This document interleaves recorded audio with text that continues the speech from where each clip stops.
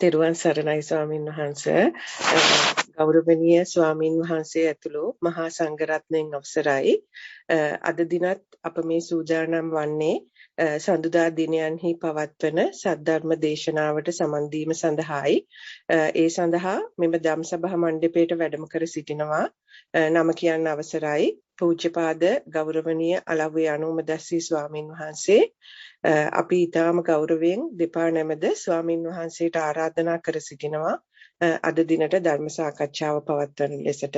තෙරුවන් සරණයි ස්වාමින් වහන්සේ. සියලු දෙනාටම තෙරුවන් සරණයි. තෙරුවන් සරණයි. නමෝ තස්ස භගවතු අරහතෝ සම්මා සම්බුද්දස්ස. නමෝ තස්ස භගවතු අරහතෝ සම්මා සම්බුද්දස්ස. නමෝ තස්ස භගවතු අරහතෝ සම්මා සම්බුද්දස්ස. ශ්‍රද්ධාවන්ත පින්වතුනි,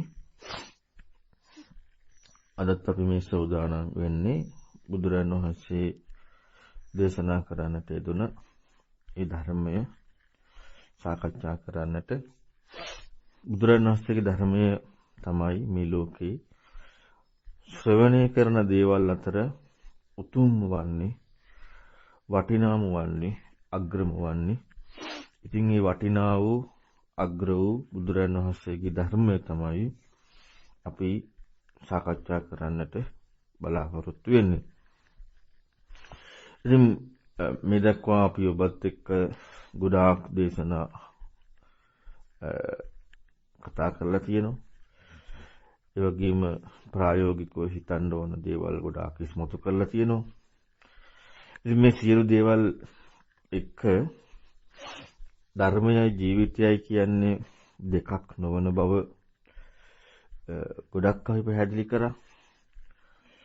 ධර්මයයි ජීවිතයයි දෙකක් බවට පත් වෙනවා නම් එතනම ධර්මය කියන කාරණාවක් ඇත්තෙම නැහැ. එතන තියෙන මනක් කල්පිත මනෝලෝකයක් විතර කියලා. ඉතින් මේ සියල්ලක්ම එක්ක ඔබට පැන නැගෙන ප්‍රශ්න සාකච්ඡා කරන්නට අවස්ථාවක් තමයි මේ ධම්සභා මණ්ඩපය තුළින් ඔබට ඉදිරිපත් කරන්නට දෙන්නේ. ඉතින් දැන් ඔබට අවස්ථාව තියෙනවා ඒ ඔබට මතුවෙන ගැටලු ඉදිරිපත් කරන්න. හොඳයි, දැන් ප්‍රශ්න අහන්න අවස්ථාව. අවසරයි ස්වාමීන් වහන්සේ. අද විචක්ෂණය ගැන ප්‍රශ්නයක් තමයි තියෙන්නේ. පුටුවක වාඩි වෙලා මම හුස්මට හිත තියාගෙන හිත සංසුන් කරමින් හිටි වෙලාවක මට බාහිර ශබ්ද කීපයක් ඇහුණා. එකක් තමයි ෆෑන් එකේ ශබ්දේ, අනිත් එක උරලූසුවේ ශබ්දේ. ඒ ශබ්ද දෙකම එකවර ඇහුනේ. කොහොම ඉන්නකොට එකපාරටම බල්ලෙක් බුරන ශබ්ද ඇහුණා.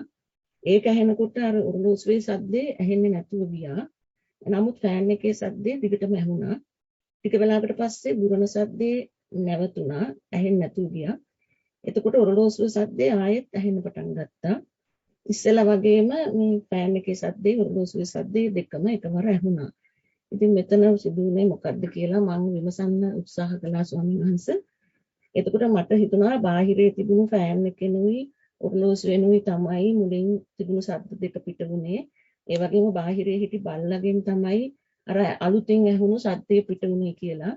එහෙනම් මේ බාහිරේ ශබ්ද තියෙන නිසා තමයි ඇහෙන්නේ කියලා හිතුණා. ඊළඟට බැලුවා බාහිරේ ශබ්ද තිබුණු නිසාමද ඇහුනේ කියලා. එහෙම කියන්නත් බෑ වගේ. මොකද එහෙනම් අර මම වාඩි වෙලා හිටි පුටුවටත් ඒ ශබ්ද ඇහෙන්න ඕනනේ. එහෙනම් ඉතින් ශබ්ද ඇහෙන්න ජීවි භවකුත් අවශ්‍ය වගේ. ඒ කියන්නේ කෙනෙකුත් අවශ්‍යයි වගේ. ඉතින් මේ අවස්ථාවේ ඒ කෙනා උනේ මම නේද කියලා පෙනුණා. ඒ වුණාට ඒක හරිමයි කියලා කියන්නත් බැරි බව පෙනුණා. මොකද මට ඒ ශබ්ද එකක්වත් අහන්න උවමනාවක් තිබුණේ නැහැ. ඒ වගේ මේ ඇහෙන ශබ්ද එකක්වත් නවත්තන්න පුළුවන් කමක් තිබුණෙත් නැහැ. ඒ නිසා ශබ්ද ඇහෙන්න නම් ශබ්දයකටයි කෙනෙකුටයි අමතරව තවත් කාරණාවක් අවශ්‍ය බව පෙනුණා. මොකද්ද ඒ කාරණාව කියලා මම ටිකක් විමසන්න උත්සාහ කළා. එතකොට හිතුණා ඇහුනේ බාහිර ශබ්ද නම් ඇයි මට ශබ්ද දෙකක් විතරක් මුලින් ඇහුනේ කියලා. මොකද මේ තව ශබ්දත් එවිල්ලේ ඇහෙන්න ඕනනේ. ඒක හරිනම් ඒ කියන්නේ ඉතින් පාරේ වාහනවල ශබ්ද තියෙනවා, කුරුල්ලන්ගේ ශබ්ද තියෙනවා, ඒ වගේ වැහෙන්න ඕනනේ. එහෙනම් ඒ බාහිර ශබ්ද අතරින් ඊට පස්සේ හිතුණා එහෙනම් එකපාරටම බුරණ එච්චර ගොඩක් තව සද්ද තියෙන්න ඕනේ කියලා හිතන නිසා ඒ බාහිර සද්ද අතරින් කොහොමද බුරණ සද්ද විතරක් එක පිටි ගමන් ඉස්මතු වුනේ කියලා. ඉතින් ඒ වගේ ප්‍රශ්නයක් ආවා. ඊළඟට තව ප්‍රශ්නයක් මතුවුණා මේ බුරණ සද්ද ඇහෙනකොට මේ ඔරලෝසුවේ සද්දේ යටපත් උනේ මොකද? හැබැයි ෆෑන් එකේ සද්ද දිගටම ඇහුනේ මොකද කියලා. ඒ වගේම මේ බුරණ සද්දේ නැසී ගියාම වෙන කිසිම සද්දයක් ආයේ නැතුව ඔරලෝසුවේ සද්දේ ඇහුනේ මොකද කියලා ප්‍රශ්නයක් මතුවුණා. එහෙනම් මෙතන ඇහෙන සද්දෙටයි ඇහෙන කෙනාටයි අමතරව සද්ද ඉස්මතු කරන යටපත් කරන යම්කිසි කාරණාවක් තියෙනවද කියලා අලුත් ප්‍රශ්නයක් මතුවුණා. ඒ කාරණාව මොකක්ද කියලා විමසන්න බැලුවා. එතකොට මට මුලින්ම හිතුනේ ඒ කාරණාව මම නෙවෙයි කියලා. ඒ මොකද මේ සද්ද ඉස්මතු කළේත් යටපත් කළේත් මම නෙවෙයිනේ. මට ඒ එක සද්දයක්වත් මේ සද්දයකටවත් කැමැත්තක්වත් අකමැත්තක්වත් තිබුණෙත් නැහැ. බල්ලගේ විරීම වුණත් මේ නිතර ඇහෙන සද්දයක්. ඒකට මේ හොඳට පුරුදු වෙලා තමයි හිටියේ. ඒ වුණාට එහෙම කියන එක හරිද කියලා තව ප්‍රශ්නයක් මතුවුණා. මට නොතේරුණට ඒ සද්ද අහන්න කැමැත්තක් තිබුණාද කියලා මට හිතෙන්න පටන් ගත්තා. ඒක නිසාද ඒ සද්ද 3 විතරක් ඇහුනේ. හිටි ගමන් බුරණ සද්ද ඉස්මතු වුණේ තවත් සද්දයක් අහන්න මට උවමනාවක් ඇති වුණු නිසාද කියලා හිතුණා. බුරණ සද්දේ නැතුව ගියේ ඒක පීඩාවක් වුණු නිසාද? පෑන් එකේ සද්දේ දිගටම තිබුණේ ඒක අහන්න වැඩිපුර උවමනාවක් තිබුණු නිසාද? ඒ වගේ සැඟවුණු මේ රුචි අරුචිකම් වගේක් නිසාද මට මේ සද්ද ඉස්මතු වුණේ යටපත් වුණේ කියලා මේ ප්‍රශ්නයක් ඇති වුණා.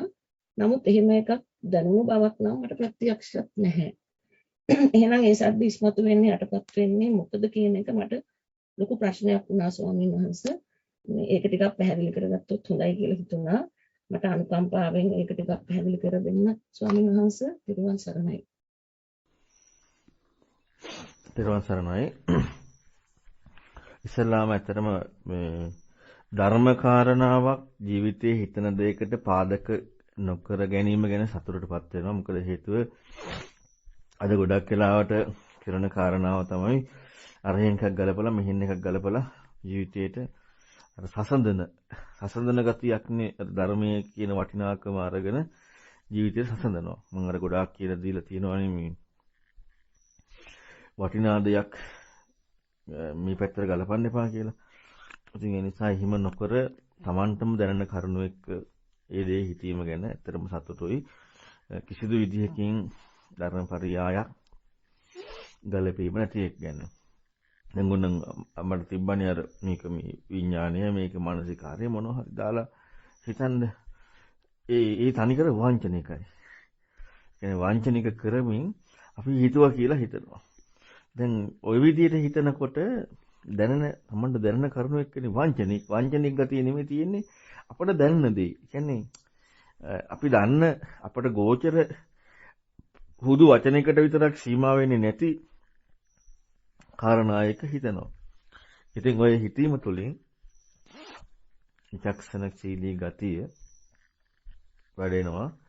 ඒක අපට ප්‍රඥාවට ආහාර බවට පත් වෙනවා. ඉතින් ওই වගේ දේවල් නොකරන නිසා තමයි අද ගොඩක් වෙලාවට සැබෑ ප්‍රශ්නයක් ජීවිතයේ යෙදෙන කාරණාව එක්ක කරන්න බැරි වෙලා තියෙන්නේ මොනවද මනෝලෝක කරන්න උත්සාහ කරන්නේ. ඉතින් ඔතනදී අපට තේරෙන්නේ නැති තැනදී දැන් අපට යම් කිසි මට්ටමකට කන සහ ශබ්දය තුල ලෝකී ගෝචර ස්වභාවය එක්කනේ අපි මේ කාරණාව බැලුවේ. එතකොට එතන මුලාව නෑ නෙමෙයි. මුත් අපට හිතන්න පටන් ගන්න තියෙන ලෝකේ ගෝචර තන එක තමයි හිතන්නේ. ඉතින් ඒක සාධාරණයි. එතනින් එහා සිදුවෙන කාරණා මොකද්ද කියන එක නැත්නම් මේකට වෙන සම්බන්ධයක් වෙන මොහක් හරි ක්‍රියාවක් තියෙනවා කියලා දැන් මට හිතුණානේ. එතකොට මේ කාරණාව ගැන ඇත්තටම මට සතුටක් ඇති වුණේ කිසිදු විදිහකින් ධර්මපරියායක කාරණාවක් දාලා සසඳන්න නොගිය එක. මොකද එහෙම දෙයක් දාලා හසඳන්න ගියා නම් අවංකවයි ප්‍රශ්නයක් අහන්නත් බැහැනේ. දැන් අහන්න තිබ්බ ඕනනම් අම්මට සනසේක නේද විඥානය කියලා කියන්නේ සනසේක නේද මානසිකාර්ය කියලා කියන්නේ කියලා අහන්න තිබුණා. අඩුම ඉඟියක්වත් මට දුන්නේ නැහැ නේ සම්බන්ධයෙන් කතා කරේ නැහැ. කියන්නේ ඒකින් කියවෙන දෙයක් තමයි මම කතා කරපු කරුණු එක අවංකව හිතන්න පෙළඹීම. ඒ කියන්නේ කිසිදු වංචනික බවක් ජීවිතේට අර තමන් රවට්ටා ගන්න, ඒ කියන්නේ තමන්ගේ මට්ටමින් තමන් රවට්ටවා නොගන්නා ගතිය. ඉතින් ඒකට ඇත්තටම මොකක්ද කියන කාරණාව ඒ ප්‍රශ්නේ නිතර තියෙන්නට ඕනේ. ඒක දැන් තියෙන ප්‍රශ්නයක්. දැන් උත්තරයක් හම්බෙන්නේ නැහැ. දැන් උත්තරයක් හම්බෙනවා නම් කරන්න තියෙන එකම දේ තමයි එක්කෝ අහපු කාරණාව ගලපලා හරි. දැන් හරි ඉවරයි. දැන් හරිනේ කියලා අන්න සතුටුයි. ඊළඟ කාරණාව තමයි අයියෝ මේක නෑනේ කියලා දුකයි. ඔන්න දෙකත් එක්කනේ තියෙන්නේ. දැන් හැබැයි අසරණකමයි හිතීමයි මේ දෙක ඉතුරු වෙනවා. අසරණකමයි හිතීමයි කියන දෙක ඉතුරු වෙනවා.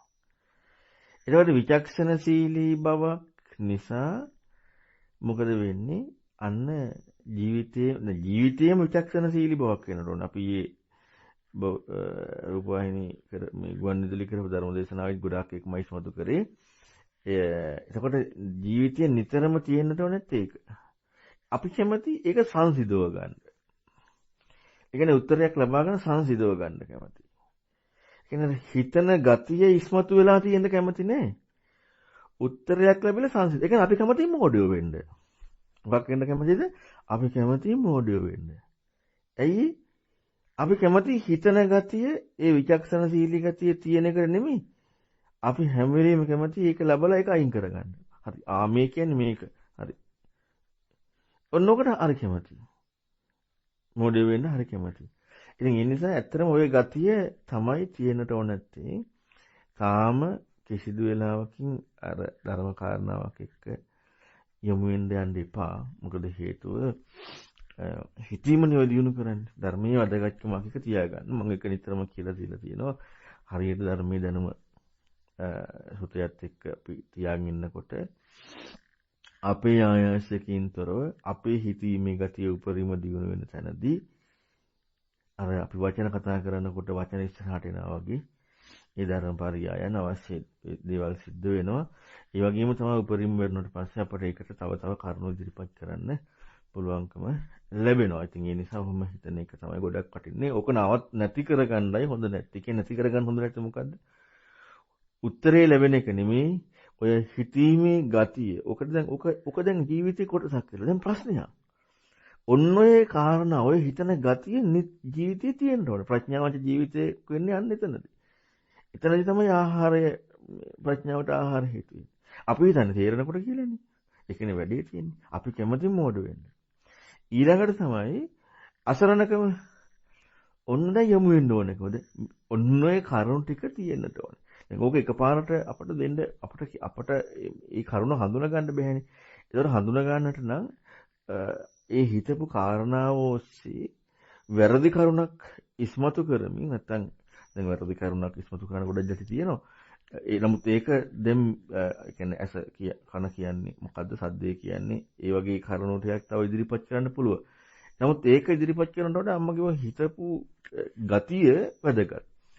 එතකොට ඔය කාරණාව එක්ක ඔය ප්‍රශ්නේ හොයන්න තවත් අපි තුලින්ම විචක්ෂණය කරන්න දඟලන එක ඒක වැදගත්. අසරණකම ඕනකම කියන එක වැදගත්.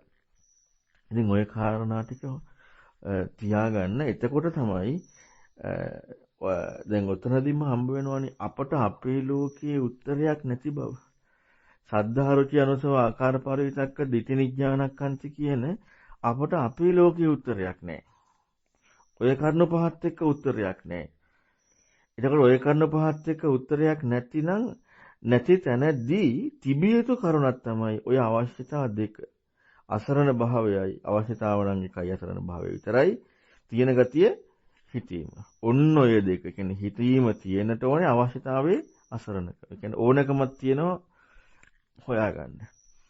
ඔය කරුණ උපරිම දියුණු වෙදි තමයි ඔය කාරණාව බුදුරණවහන්සේට තමයි පුළුවන් මේ කාරණාව ඉන්ද්‍රිය පරෝපරියත් ඥානයත් එක්ක ඒ හිතන කාරණාවට අදාළ විදිහට කරුණ කියන්නේ. ඉතින් ওই විදිහ හිතීමත් එක්ක හිමි සාමාන්‍ය ගැඹුරු ධර්ම කාරණා අහන්න යමු වෙන්න. ඒක තමයි වැදගත්ම කාරණාව. කිසිම විදියකින් උත්තරයක් කල්පනා කරලා නැවත ගලපන එක නෙමෙයි. ඒ හිතපු ගතියට වෙනම පරියයක. ඒතර ඒක වෙනම ඉගෙන ගන්න. මේක අදාළම නෑ. හිතන ගතිය ඇති තැන, ජීවිතයේ හිතන ගතිය ඇති තැන ධර්ම පරියයක් වෙනම අහන්න. ජීවිතයේ හිතන ගතිය ඇති තැන ධර්ම පරියයක් වෙනම අහන්න. දැන් මේ ප්‍රශ්නේ නෙමෙයි ඒතකොට මේ ප්‍රශ්නේ. මේ ගතිය තියෙන නිසායි අර ධර්ම පරියය වැඩගත්කම තියෙන්නේ. ඒ නිසා එහෙම කටයුතු කරන එක තමයි ගොඩාක් හොඳ. ත්‍රිවංශ සරණ. අනිවාර්යයෙන්ම පුංචි කාරණාවක් පැහැදිලි කරගන්න. දැන් මට ඒක තවදුරටත් විමසන්න බැරි නිසා ඒක එහෙම තියෙද්දි දැන් ඉතින් වෙන මොකක් හරි මතුවෙන කාරණාවක් විමසන එකද ස්වාමීන් වහන්සේ කරන්න ඕනේ. ත්‍රිවංශ සරණයි. ඔව් එහෙම තමයි. විශේෂයෙන් තව වැදගත් වෙන ඔය වගේ අවස්ථාවකට අපිට ඉතින් අර මේක අපි මේ අඬා බඩගගා යන්න ඕන ගමනක් තියෙන්නේ. අපි මොකද අපේ තියෙන ප්‍රඥාව අඩුකම මේ හැම එකක් මේක ඉතින් විශේෂයෙන් වටිනවා. දැන් ඔය ලැබිච්ච අවස්ථාවකනේ ඔය විමසුවේ යෙදෙන කාරණා එක්කනේ. ඔය වගේ අවස්ථාවක දේශනාවක් ගැඹුරු දේශනා අහන එක. මොකද ওই ගතියත් එක්ක. එතකොට ඒ ගතිය එක තමයි දේශනාවක් අහන්න යමු වෙන්නේ. වැදගත්ම වෙන්නේ ඒක.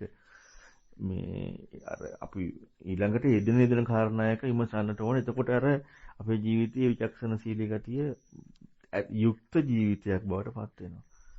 ඒ නිසා හොඳම වැඩේ ගැඹුරු දේශනාවක් ඒ වෙලාවක අහන්න යමු වෙන එක. ත්‍රිවංශ සරණයි.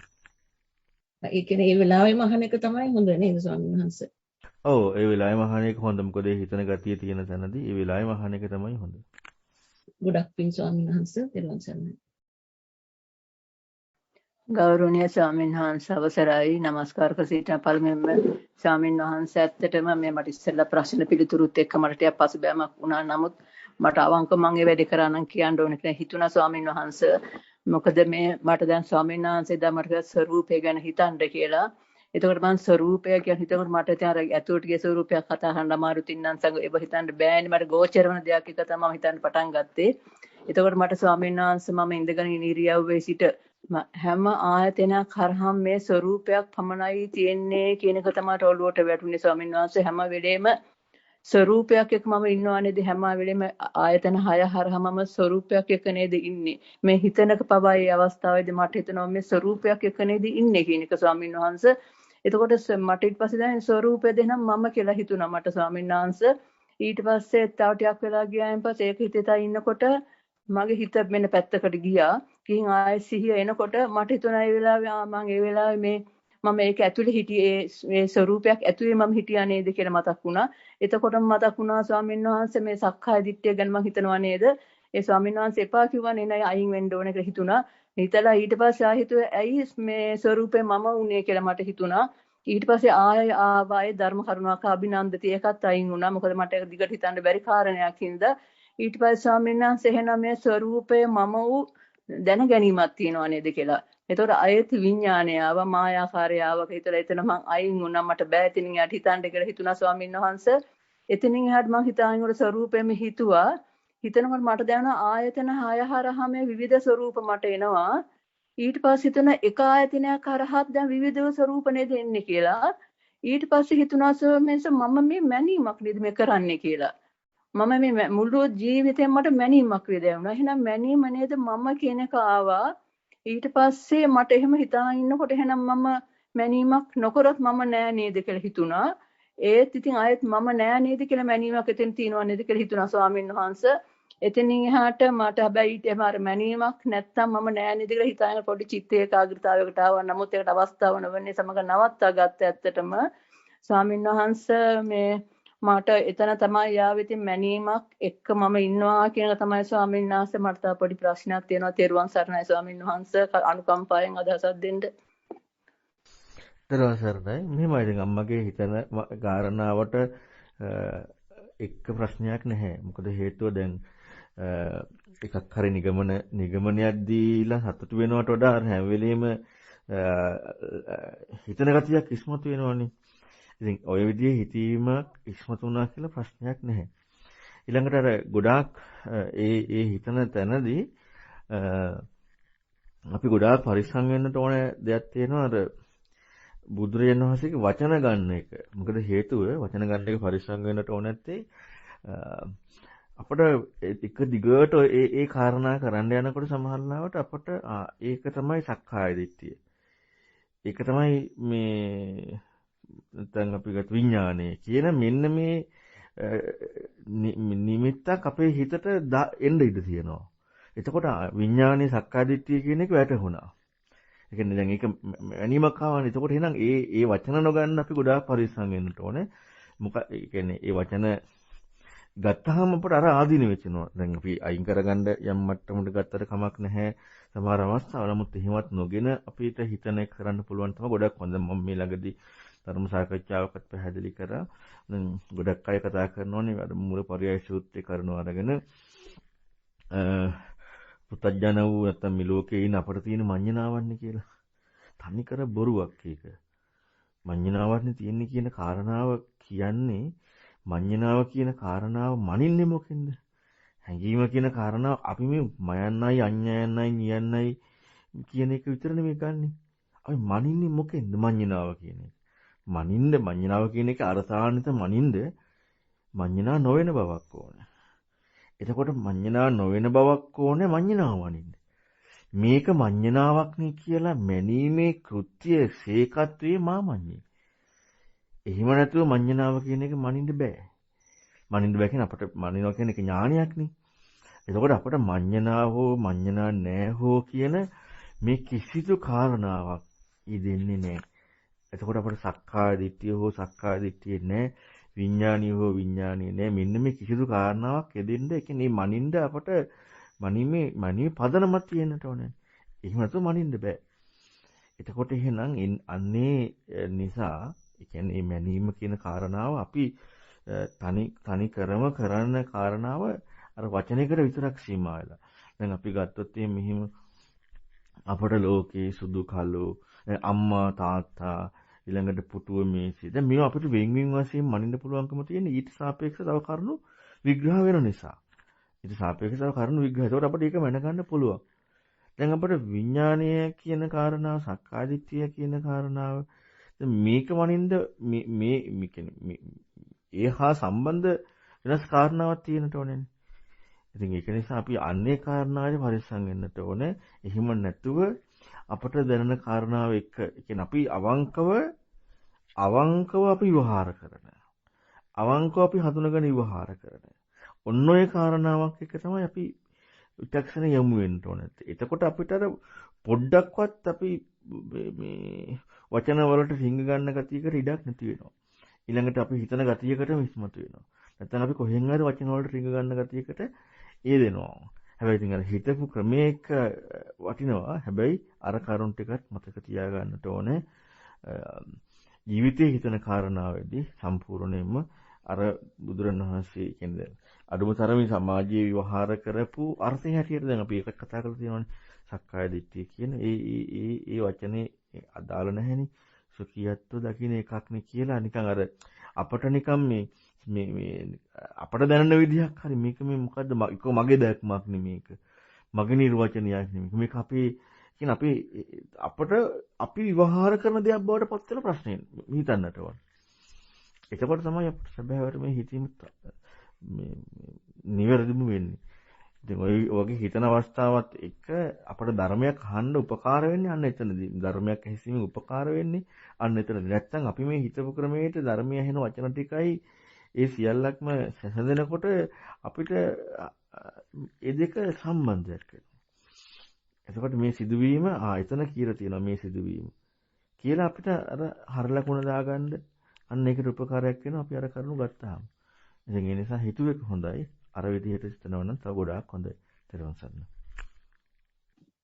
බොහොම පිං ස්වාමීන් වහන්සේ අවසරයි ස්වාමීන් වහන්සේ මට දැන් තව හිතුණ දෙයක් මේ කරගෙන යනකොට ඇත්තටම දැන් ඇත්තටම මම සත්හට්ඨාන සූත්‍රයට බොහොම කැමති සූත්‍රයක් මට ඒක තමයි පාඩම් කරගෙන බොහොම ජීවිතේට ලං කරගන්න මම හිතයි කරගෙන යන්නේ ස්වාමීන් වහන්සේ එතනදී ඒක හිතනකොටත් අපි අතින් යම් කිසි විචක්ෂණයක් වුණාට කමක් නැද්ද ඇත්තට ඉති රූපං කිව්ව ටිකම ඇතින් අපිට දිගටම යන තුන් ආකාරයක් එතන සඳහන් වෙනවා එහෙම කරන එක වැරදිද කියලා දැනගන්න කැමතියි ස්වාමීන් වහන්සේ තෙරුවන් සරණයි තෙරුවන් සරණයි නෑ ප්‍රශ්නයක් නැහැ. එහෙම කරාට දැන් මේ කැමැත්ත සහාය තියෙන කරුණොත් එක්ක එහෙම කරාට ප්‍රශ්නයක් නැහැ. ප්‍රශ්නේ තියෙන්නේ අපි මොන හරි කොටු වෙන්න යන දේ වළක්වා ගන්න ඉතින් නැවත නැවත යොමු වෙන්නට ඕනේ. මොකද අපි කොටු වෙලා ඉන්න පුළුවන්. දැන් එතන කැමැත්ත තියෙනවා කියනකොට අපිට අන්න ඕනකම එතෙන්ද ගන්න පුළුවන්. ඒ නිසා ප්‍රශ්නයක් නැහැ. ජීවිතයේ දේත් හිතන්න ඒකත් හිතුවට ප්‍රශ්නයක් නැහැ. තෙරුවන් සරණයි. බොහොම පිං ස්වාමීන් වහන්සේ තෙරුවන් සරණයි. අවසරයි ස්වාමීන් වහන්ස සියලු සංස්කාර අනිත්‍යයි මේ බව ප්‍රඥාවෙන් දකින්න කියන බුදු වදන ඔබ වහන්සේගේ දේශනාවකට සවන් දෙන අවස්ථාවක මගේ අවධානයට ලක් වුණා. ඒ අනුව සැබෑ ජීවිත අවස්ථාවක් මත පිහිටලා සංකාර නැත්නම් සකස් වීම කියන කාරණාව තේරුම් ගන්න මම උත්සාහ කළා. අපේ ගෙදරට ඉදිරියෙන් පාරක් වැටී තියෙනවා. ඒ පාර දිගේ ඈත ඉඳලා එන අය මට පේනවා. මේ පාර දෙසට ඇස් යොමු කරපු වෙලාවක ඈතින් ඡායාවක් මතුවෙනවා වගේ හැඟීමක් මට ඇති වුණා. සිතේ ඇතිවෙච්ච යම් සසලවීමක් එහෙම නැත්නම් කම්පනයක් වගේ දෙයක් එක්ක මගේ දැස් ඒ ඡායාව වෙත යොමු වුණා. සැප වේදනාවක්වත් දුක් වේදනාවක්වත් මට දැනුනේ නැහැ.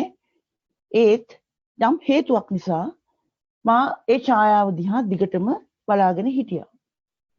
මේ ඡායාව ටිකෙන් ටික මට ලං වෙන්න පටන් ගත්තා. සාරියක් ඇඳපු, කොණ්ඩේ උඩට කරලා බැඳපු උස මහත කෙනෙක් මා වෙත එනවා කියන හැඟීම මට ඇති වුණා.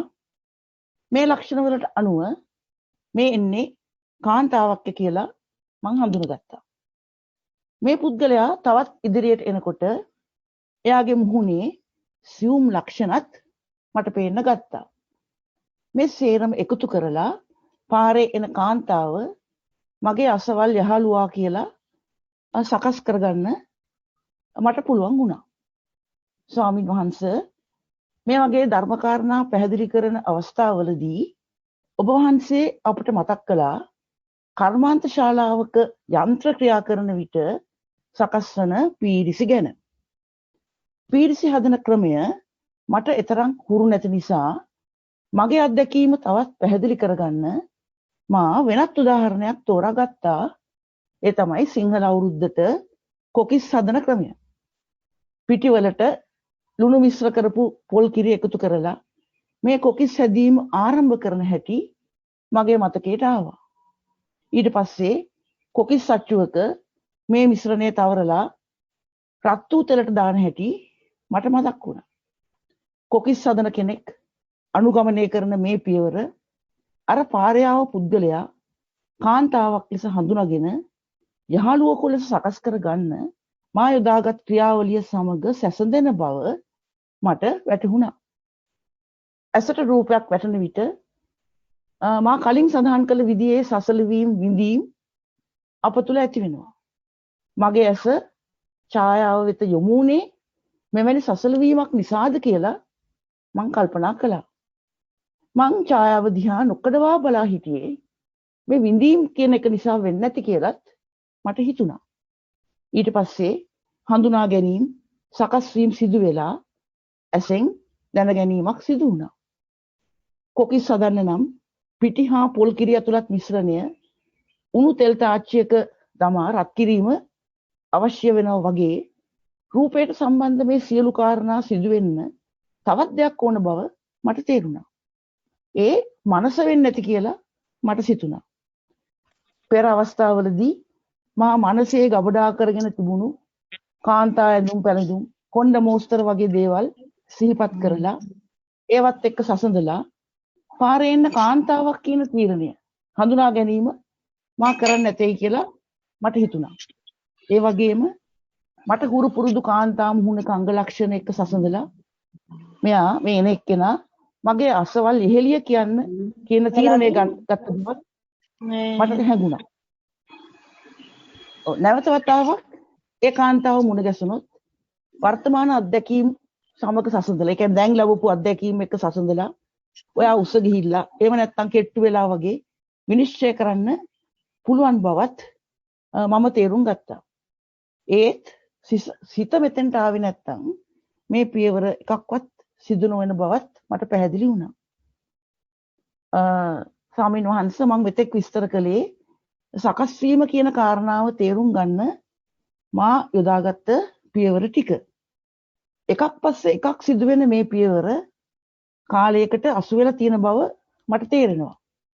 ඒත් ධර්මයේ පෙන්වන විදියට රූපයක් සකස් කරලා ඒ රූපේ දැනගන්න අවස්ථාව දක්වා තියෙන සියලු පියවර සිදු වෙන්නේ එකම මොහොතක. අසන්න නම් මට ප්‍රශ්න ගොඩාක් තියෙනවා. නමුත් මම ස්වාමීන් වහන්සේගෙන් ප්‍රශ්න දෙකක් ගැන පමණයි මේ වෙලාවේ විමසන්නේ. මා විචක්ෂණය හරියට කළාද කියන එක තමයි මගේ පළවෙනි ප්‍රශ්නය. ඊළඟට අපි තෝරාගත්ත උදාහරණ ඔය පීරිසි කොකිස් හදන වගේ උදාහරණ නිසා ඇති වෙන මේ කාලය පිළිබඳ ප්‍රශ්නය විසඳගන්නේ කොහොමද කියන එක තමයි මගේ දෙවැනි ප්‍රශ්නය. ස්වාමීන් වහන්සේ මට අනුකම්පා කරලා මේ ප්‍රශ්න වලට පිළිතුරු දෙන්න. තෙරුවන් සරණයි ස්වාමීන් වහන්සේ. අපි හිතන ක්‍රමය හරිද කියලා අහන්න නැති මට්ටමට ප්‍රශ්නේ අපේ හැදෙන්නට ඕනේ. මේක මොකක්ද කියලා අහන තැනට. ඒ කියන්නේ අපි හිතන ක්‍රමය හරිද කියලා අහනකොට අපට දෙගිඩියාවක් එක්ක අපි හිතන ගතියක් නෙන්නේ. හිතන කාරණාවේ ප්‍රශ්නේ වෙන්නට ඕනේ. එතකොට තමයි අපේ හිතීම දැන් අම්මගේ හිතීමත් හොඳයි. අපේ ප්‍රශ්නේ ඇත්තටම එන්නට ඕන නැති අපේ හිතීම කියන කාරණාවේ කරුණ. හිතීම කියන කාරණාවේ කරුණ ප්‍රශ්නේ අන්න දැනෙනම ප්‍රශ්න බවට එකපත් වෙලා. දැනෙනම ප්‍රශ්න බවට පත් වෙලා. එහෙම නොවුනොත් අපි ඕන් කියන්නේ අපි අර ටීචර්ට දෙනවා හරි උත්තරේ වැඩි උත්තරේ බලන්න වගේ කාරණාවක්. එහෙම වෙන්න බෑ. දැන් අපි ගත්ත ගානක් හදාගෙන යද්දි ගාන හරියට හැදුනා නම් ආ ටීචර් බලන්න දෙයක් නැහැ ඒක.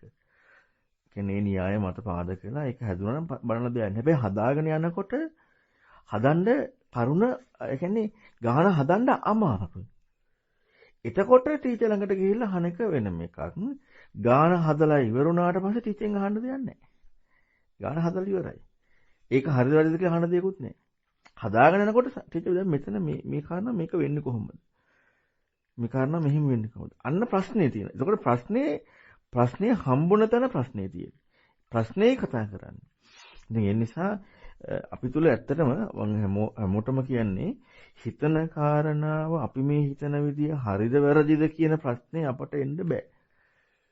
අපට එන ප්‍රශ්නේ ඒ කියන්නේ අපි හිතන කාරණාවේ තියෙන ප්‍රශ්නේ එතනින් හිතාගන්න බැරිකමත් එක්ක ඊදෙන ප්‍රශ්නේ ප්‍රශ්න වෙන්නට ඕන. ඒක තමයි නිවැරදිම ප්‍රශ්නේ. එතකොට තමයි අපි යෙදෙන කාරණාවක් එක්ක නිවැරදිවම හිතුවා බවට පත් වෙන්නේ. ඉතින් අර උපමාව ගත්ත එක හරි හොඳයි. ඒ කාරණාවත් එක්ක මොකද එතනදී ඒකත් එක්ක ලස්සනට ඒකත් තේරුම් ගන්න පුළුවන්.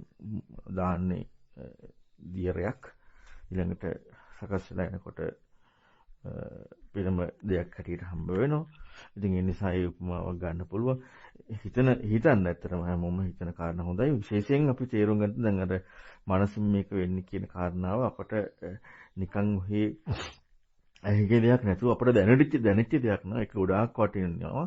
අපට හැබැයි ඇහිච්ච කාරණාවක් එක්ක ඒක වෙන එකක් නම් ඒක ඉතින් අර කියන්නේ බුදුරණවහන්සේ කියපු කාරණාව වෙන්නේ නැහැ කොහොමවත්. මොකද හේතුව එතනදී මනස කියන කාරණාව හති පිළිසරණ කරගෙන තියෙන්නේ.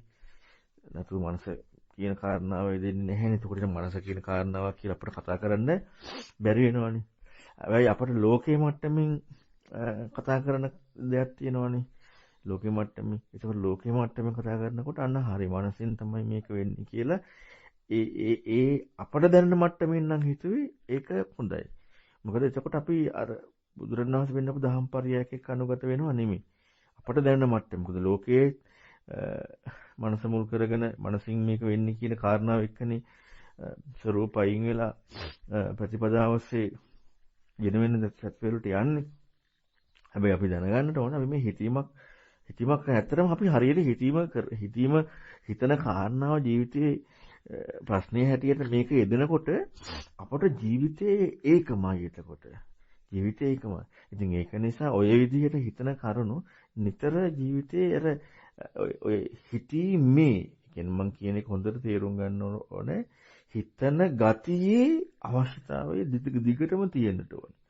දිගටම හිතන ගතිය අවශ්‍යතාවය තියෙනකොට තමයි ඒ හිතන ගතිය අවශ්‍යතාවය හොඳට මෝරනකොට අන්න දේශනා හැම නිතර අහමින් ඒ කාරණාවක අර හිතට එතකොට පුදුම ප්‍රමුදිත භාවයක් එනවා ඒ අර හිතන ගතියත් එක්ක දේශනා අහනකොට. හැබැයි ඒක මෙහෙට ගැලපෙනවා නම් අපව හිතන ගතිය තිබිලා නැහැ. අන්න ඒක අපි හොඳට තේරුම් ගන්නට ඕනේ. දේශනාවේ කියන කාරණාව ආයේ සද්ධාරුචි අනුසව ආකාර පරිවිතක විරිනිඥානක් අන්තිවලට ගැලපෙනවා නම් හිතන ගතිය මදි. එතකොට අපි අර නිතර හිතන්නට ඕන.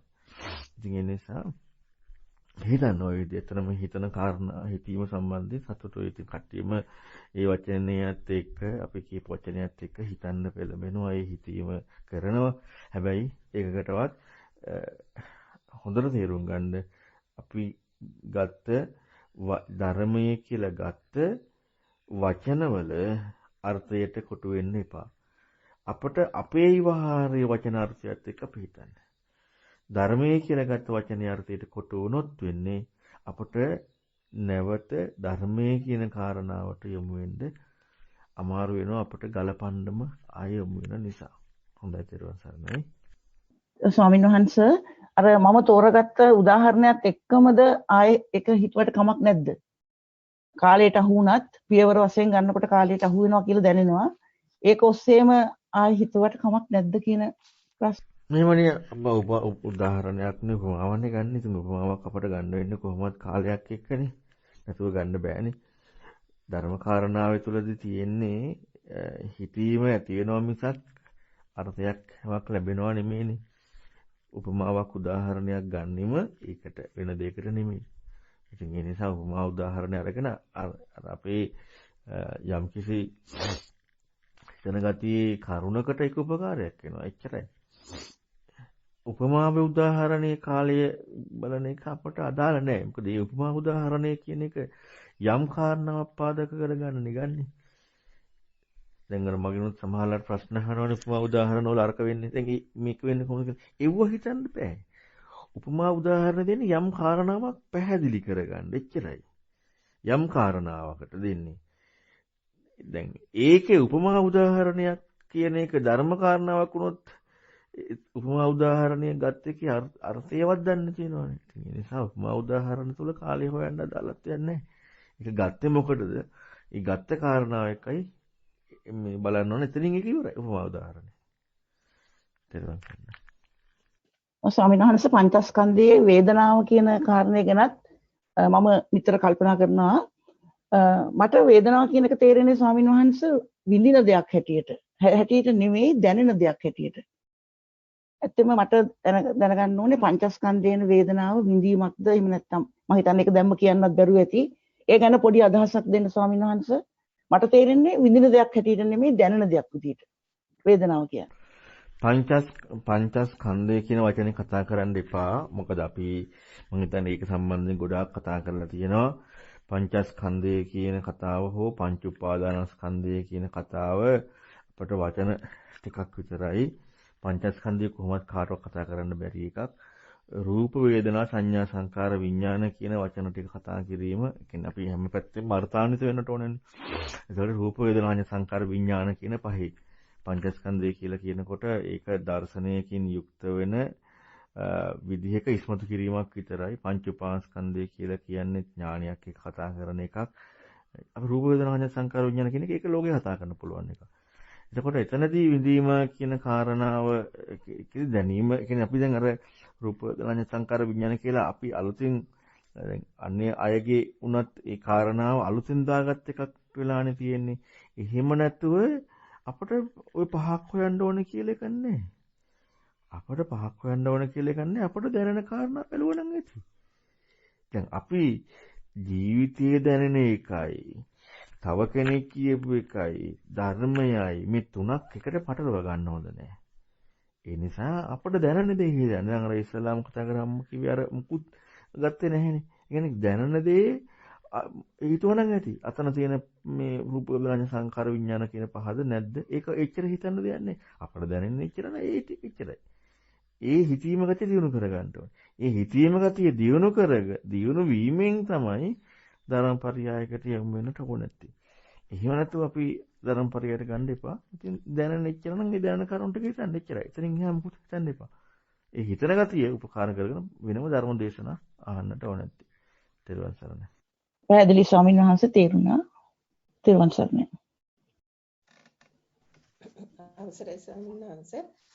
දැන් අපේ ජීවිතේ මේ දවස්වල අපි වැඩි වෙලාවක් ගත කරන්නේ දේශනා අහන්න, හිතන්න, ඒ වගේ සිදුවීමකට ස්වාමීන් වහන්සේ දැන් අපිට අනුශාසනා කරලා තියෙන විදිහට ප්‍රායෝගිකවම මේ ජීවිතේ සිදුවන ක්‍රියාකාරකම් වලින් පටන් අරගෙන දැනුවත්ව හරි නොදැනුවත්වම හරි ලෝකයේ ගොඩ නගා ගැනීමක් සිදු වෙනවනේ.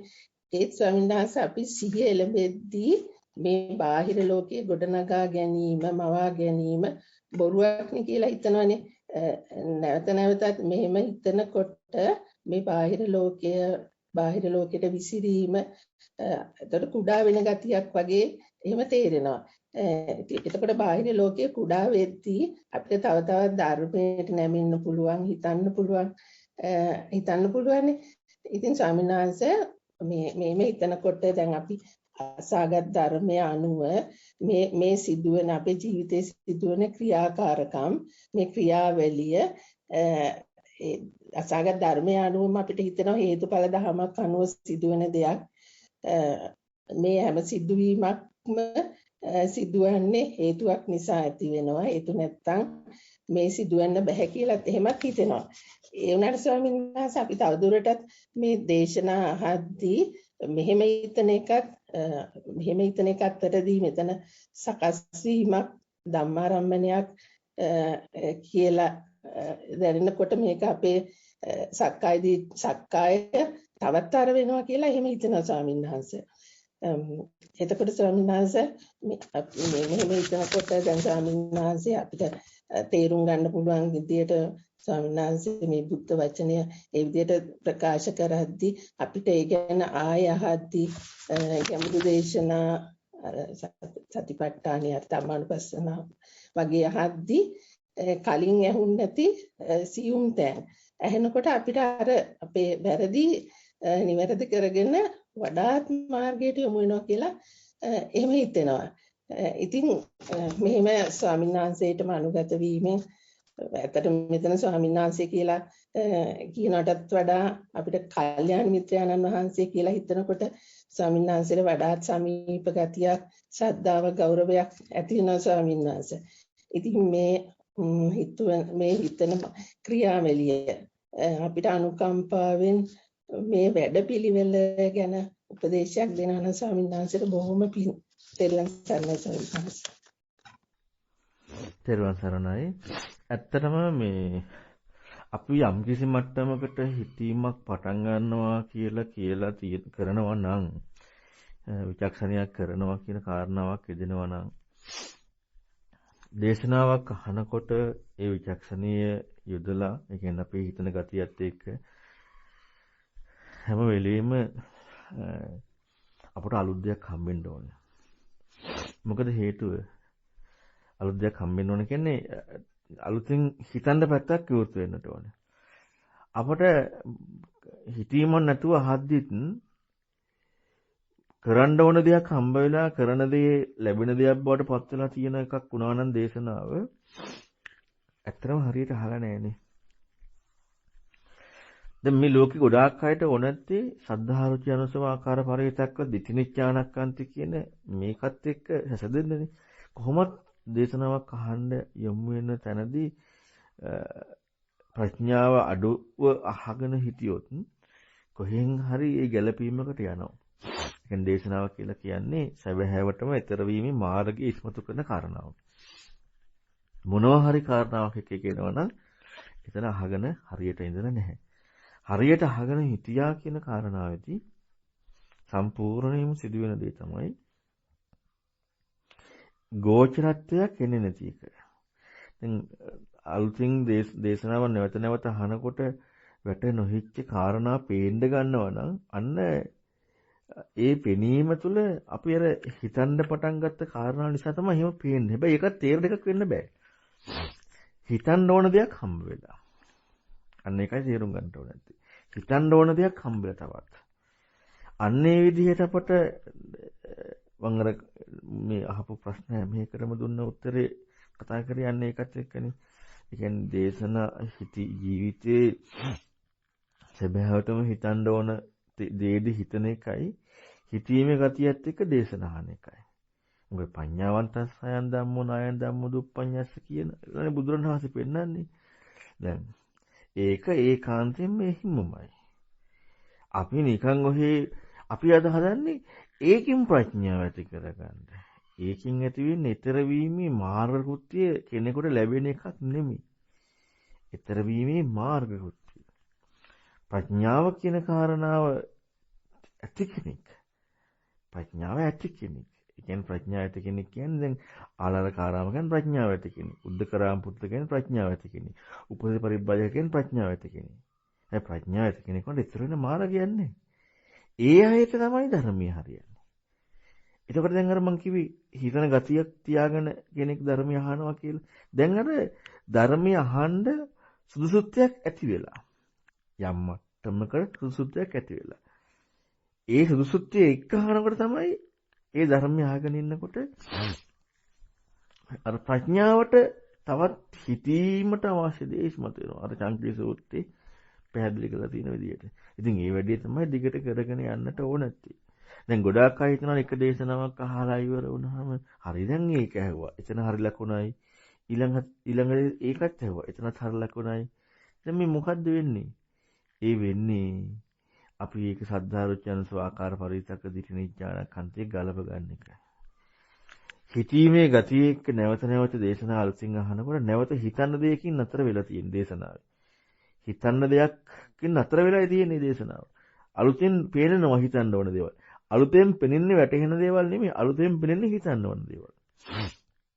ඔන්න ඔය විදිහට ජීවිතේ ඉන්නකොට ඇත්තටම බලන්නකෝ ඒ දිනදා ජීවිතයේ හිතන කාරණාවයි ඒ හිතීමත් එක්ක ධර්මයට මුණාම තවත් හිතන්න ඕන කාරණාවකින් නොපෙනෙච්ච හිතන්න ඕන කාරණාවක් පෙනෙන්න ගන්නකොටයි දැන් එහෙම දිගට ජීවිතයේ තියෙනකොට ජීවිතේ හැම වෙලෙම අර විචක්ෂණශීලී ගතිය කියන එක ප්‍රකට වෙමින් තියෙනවා. ඉතින් ඕක ලේසි නෑ හැබැයි. අපි මේ කතා කරාට ඒක ලේසි නෑ මොකද හේතුව මේ ලෝකයා කැමැතිම තත්ත සත්‍රාවි නන්දිනී කියන මුඛකාර හතුට වෙන්නනේ. ඉතින් ඒකත් එක්ක අමාරුයි. නමුත් අපි ටික ටික හුරු කරන එක හරි වටිනවා. ඒ දේශනා ආන ඒ ක්‍රමයයි දේශනාවෙන් මතුවිය යුතු කාරණාවයි. දැන් අපි කැමති දේශනාවෙන් මතුවෙනවට හරි මේ තේරුණා මෙන්න මේක තමයි හරි කාරණා. නෑ ඒක නෙමෙයි. එතන හොඳට තේරුම් ගන්න ඕනේ සද්ධාරුචි අනුසව ආකාර පරිවිතක දිටිනිඥානකන්ති වලට ගිහිලා තියෙන්නේ කියලා. ඒ කියන්නේ එහෙම වුණා නම් ඒක දේශනාව බුද්ධ දේශනාවක් එක්ක වෙලා නැහැ. එක්ක අපි ඒක ගත්ත ක්‍රමය වැරදි. ඉතින් ඒ නිසා ඔය කරගෙන යන වැඩේ හිම කරගෙන යන්න. ඒක හරි වටිනවා. හිතීමයි ධර්මයට ඒ හිතෙන ගතියත් එක්ක සවන් දීමයි කියන කාරණාව එහෙම කරගෙන යනකොට කොහොමද දේශනාවේ නොහැටිච්ච කරුණු කලින් නොපෙනිච්ච කරුණු පේන්න පටන් ගන්නවා. ඒක තමයි ස්වභාවය. තෙරුවන් සරණයි. බොහොම පිං ස්වාමීන් වහන්සේ තෙරුවන් සරණයි. ස්වාමීන් වහන්සේ මට පොඩ්ඩක් ඒ ස්වාමීන් වහන්සේ කර පැහැදිලි කිරීම ගැන ප්‍රශ්නයක් ආවා ස්වාමීන් වහන්සේ. දැන් දේශනාවක් ඇහුවහම ස්වාමීන් වහන්සේ කිව්වනේ තවත් හිතන්න පුළුවන් වෙනවා කියලා වෙන විදිහකට. දැන් එතකොට ඒ හිතීමත් අර එදිනෙදා අර මේ සිද්ධි අපි විචක්ෂණය කරනවානේ ස්වාමීන් වහන්සේ. ඒකටද අපි ඒක මේ යොදා ගන්න ඕනේ. එතකොට මට ප්‍රශ්නයක් ආවා අර කලින් මහත්මියක් කිව්වනේ අර සංකාරය කියන එක බලන්න තමයි මේ කරේ කියලා. අර එහෙම එකක්ද ස්වාමීන් වහන්සේ? මට ඒක ටිකක් පැහැදිලි මදි. මට පොඩ්ඩක් ඒක පැහැදිලි කරලා දෙන්න ස්වාමීන් වහන්සේ. තෙරුවන් සරණයි. තෙරුවන් සරණයි නෑ අම්මා. එහෙම නෙමෙයි. ඒ කියන්නේ දැන් අර ඔය දෙක ඒ කියන්නේ අපි කවදාවත් ඔය දෙක එකතු කරන්න හොඳ නෑ. මොකද හේතුව අපට දෙකක් වෙලා දෙකක් හැටියට තියෙන්නේ. අපි මේක ඉස්සලාම ධර්මයේ තුලදී ඊතර වීම තියෙන්නේ. අපි ජීවත් වෙනවා. ඒකට දැන් මේ දෙක පරස්පරයිනේ කොහොමද? අපි ජීවත් වෙනවා ධර්මේතර වීම. එතකොට දැන් අපි ඕක ගත්තොත් එහෙම ඒකයි මේකයි සංසඳන්න බෑනේ කොහොමද? ඒ කියන්නේ අපි ඉන්න තැනදී. දැන් මම කියනවා නිතරම ජීවිත ධර්මය එකක් නෙමෙයි දෙකක් කියලා. ඉතින් දැන් එහෙම මම කිව්වට අපට බලෙන් ගන්න බෑනේ. අපට තියෙන විදිහට අපි ඉස්සලාම ගන්නට ඕනේ. ධර්මයේ කියන්නේ නිතරවන එකක්. ඒ ධර්මයේ තියෙන අපි දැන් ජීවත් වෙනවා. ඒ මුල් කියමන තුලම මේ දෙක හසදන්න බෑ. මුල් කියමන තුලම හසදන්න බෑ. දැන් අර විදිහට හිතන්න පෙළඹුණාම ජීවිතය ගැන අපි ජීවත් වෙනවා කියන එක එන්න ඉඩක් තියනවාද? දැන් දැන් අම්මා කලින් හිතුවේ ඒ හිතන කාරණාව එක කතා කරනකොට අපි ජීවත් වෙනවා කියන කාරණාව කියන්නේ අපි කල්පනාවකින් නෙමෙයි අපි දැන් මේ හිතන කාරණාවක් තියෙනවානේ. දැන් අපි ජීවත් වෙන සිද්ධියක් කියන කාරණාවකට නෙමෙයි අපේ ප්‍රශ්නයක් තියෙන්නේ. මේක වෙන්නේ කොහොමද කියලා. ඔන්න ඔය ප්‍රශ්නේ මතුවලා තියෙන්නේ. ඒතර ඒ ප්‍රශ්නේ මතුවලා තියෙනකොට වෙන එකක් අහද්දී ඒක වෙන ප්‍රශ්නයක් දේශනාව අහද්දී. මෙතන ප්‍රශ්නේ වෙන එකක් අතන ප්‍රශ්නේ වෙන එකක්. එතන වෙන ප්‍රශ්නයක්. හැබැයි මෙතන ප්‍රශ්නේ එක්ක මේ හිතන්න ගත්ත කාරණා හිතීමක් තියලා තියෙනවානේ. ඒ නිසා තමයි දේශනාව අහද්දී එතන ප්‍රශ්නයක් එන්නේ. එතකොට මේ දේශනාව අහගෙන යන තැනදී අපේ වෙනම විදිහකට දියුණු වෙන්නේ. ඔය දියුණු වීම සිදු වුණාට පස්සේ ගැළපීමක් කතාවක් එදෙන්නේ නැතුවයි ධර්මයේ ජීවිතයයි දෙකක් බවට පත් වෙන්නේ නැත්තේ. දැන් අපි මේක බලෙන් ගන්න ගිහිල්ලා හරියන්නේ නැහැ. ඉතින් ඒ නිසා වෙනම දෙක අරක හිතලා දැන් මේ ප්‍රශ්නේ නෙමෙයි වෙන ප්‍රශ්නයක් එනකොට ජීවිතේ හිතාගෙන ගිය ප්‍රශ්නේ ඒ හිතන ගතියත් එක්ක දේශනාවක් අහන්න යමුනහම දේශනාවේ තියෙන ප්‍රශ්නේ එක වෙන ප්‍රශ්නයක්. එතන තියෙන්නේ වෙන විදිහකට ඒ කාරණාව. දැන් අර ප්‍රශ්නය කියන කාරණාව එන්න ඉඩක් නැහැනේ වෙන ප්‍රශ්නයක් එනකොට. අර සාවධානයෙන් යහුම්කන් දෙද්දී. දැන් එහෙම නැත්නම් අපේ ප්‍රශ්නයක් කියන කාරණාවක් නෙමෙයි එන්නේ අපි අර මතකයන් ටිකක් ආවර්ජනය කරගන්න එකක් වෙනවා. ඉතින් මතකයන් ටිකක් ආවර්ජනය කරගන්නේ නැති ප්‍රශ්නය යෙදෙන කාරණාවක් බවට පත් වෙන්නට ඕනේ. ඉතින් ඒ නිසා එහෙම ගලපන්න හොඳ නැහැ. ගලපන්න ගියාම අපට මේ ඊතර වෙනවා නෙවෙයි ආයි ගැලපීමක් නියන්නේ මේකයි කියලා මේ දැන ගැනීමයි මේ විඥානයයි මේ පටිච්චසමුප්පාදයයි මේ ධාතු ස්වභාවයයි ඒ කියන්නේ අපට ওই වචන බුද්ධ වචනෙන් ඇහිච්ච නිසා අපි මේ බුද්ධ වචනේ කියලානේ ගලපන්නේ. දැන් වින්දිය සමාජයට ඕක ප්‍රශ්නයක් නෑ ඇත්තටම. මාධ්‍ය දේශික සමාජයට. මොකද හේතුව මේ එයාලගේ ඒ වචන එයාලා බුද්ධ වචනේ නෙවෙයි එයාලගේ වචන. අපට බුද්ධ වචනනේ. අන්න ඒ නිසා තමයි ප්‍රශ්නේ තියෙන්නේ. ඉතින් ඒක නිසා අපි හරි පරිස්සම් වෙන්නට ඕනේ ඒ කාරණොත් එක්ක. තේරුම් ගන්න. ස්වාමීන් වහන්සේ තෙරුවන් සරණයි. ස්වාමීන් වහන්සේ දැන් අපි ඉන්න තැන ඉඳන් පටන් අරගෙන හිතන්න යද්දී එදා ජීවිතයේ සිදුවීමක් ගත්තොත් උදාහරණයක් විදිහට මම පුටුවක ඉඳන් ඉන්න බව මට දැනෙනවා. ඒක තමයි ඉන්න තැන මම පටන් ගත්ත හිතන්න. එතකොට ස්වාමීන් වහන්සේ මේ දැනෙනවා කියන එකට සිහිය පිටවගෙන හිටියොත් අපිට මේ දැනෙන බව දන්නවා.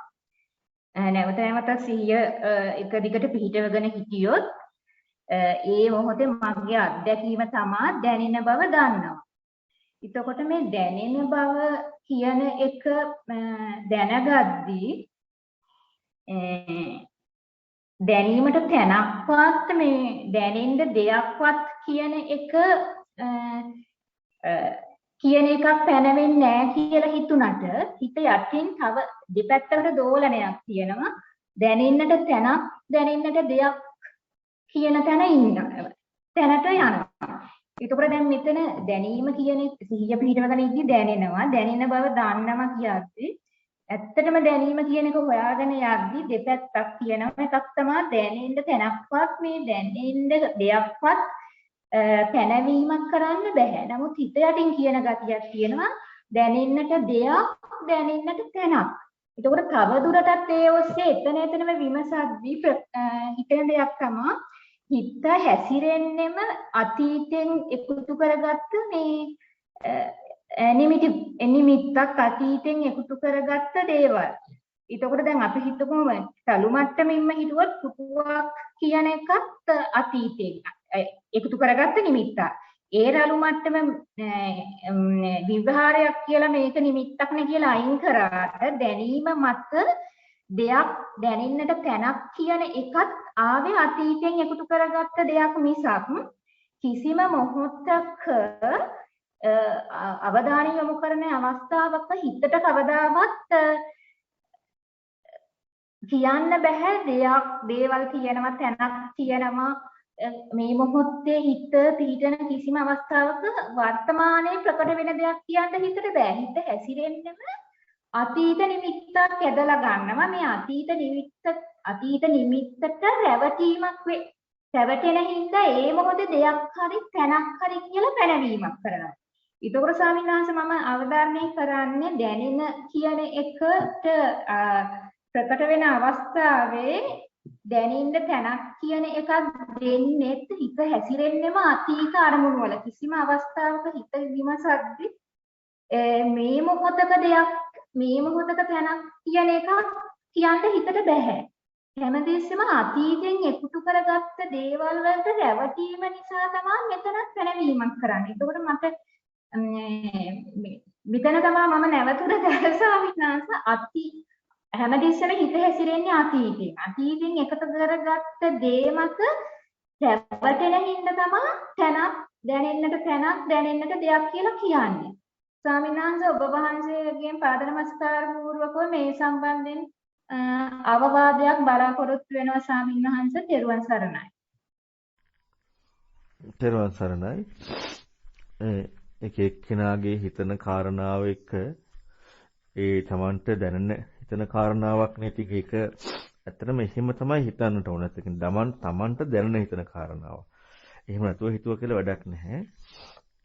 එතකොට දැන් විශේෂයෙන් මම නැවත පැහැදිලි කරනවා කිසිම විදිහකින් හිතන්න පටන් ගන්නකොට හැඟීම් මාත්‍රයකින්වත් ධර්ම පරිණාමයක දෙයක් ගාව ගන්න එපා. අපේ ජීවිතයේ දිනදා හිතන කාරණා තුළදී අපට දැනෙන කරුණු හිතන තුළදී මොකද හැම වෙලෙම මතක තියාගන්න බුදුරණවහන්සේට ආවේනික ධර්ම පරියාය ඊතර වීමක් අපි අපේ ජීවිතයේ හිතනවා කියලා කියනකොට මේක ලැබීමක්. මේ දෙක ඈඳන්න යන්න එපා. අපට හිතීම ඉස්මතු කරන්න ඒ කාරණාව ගන්න නැත්නම් අපට මජ්ජේ සූත්‍රය ඊළඟට බද්දේහත සූත්‍රය අපිට ගොඩක් ඒවා ඈඳ ගන්න පුළුවන්.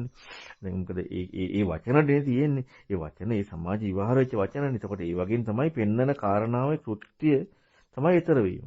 දැන් අපි ඉගෙන ගන්නේ ධර්මයේ හැටියට ඒකමනේ.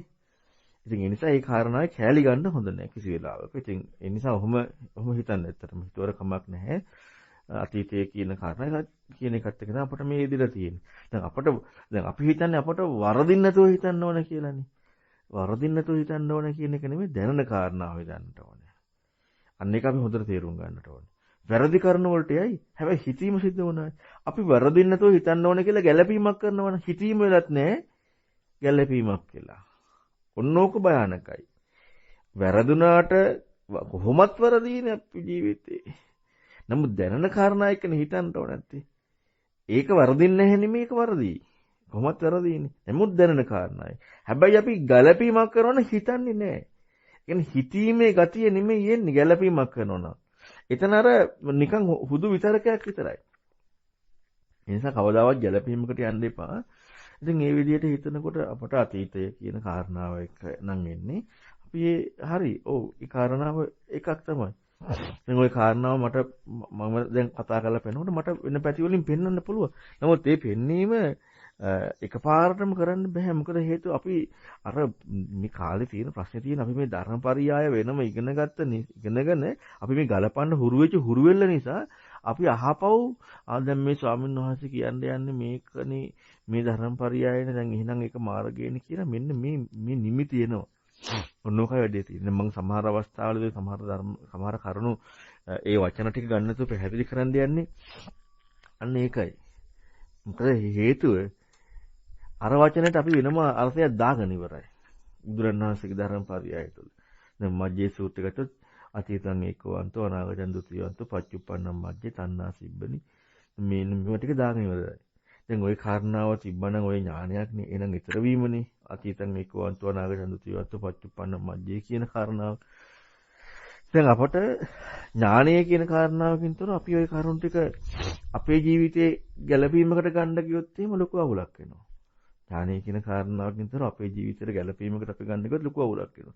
හැබැයි ඔය කතා කරන ඕනම කෙනෙක් කතා කරන කාරණාවේ කෝණය මොකද්ද කියලා තේරුම් අරගෙන ඒ කෝණේ ඒ හිතන ගතියට අදාළව යම් කාරණාවක් කියලා දෙන්න පුළුවන්. ඒක වෙන මේක. හැබැයි සූත්‍රේ කාරණාවෙන් ගලපනවා කියන එක තව එකක්.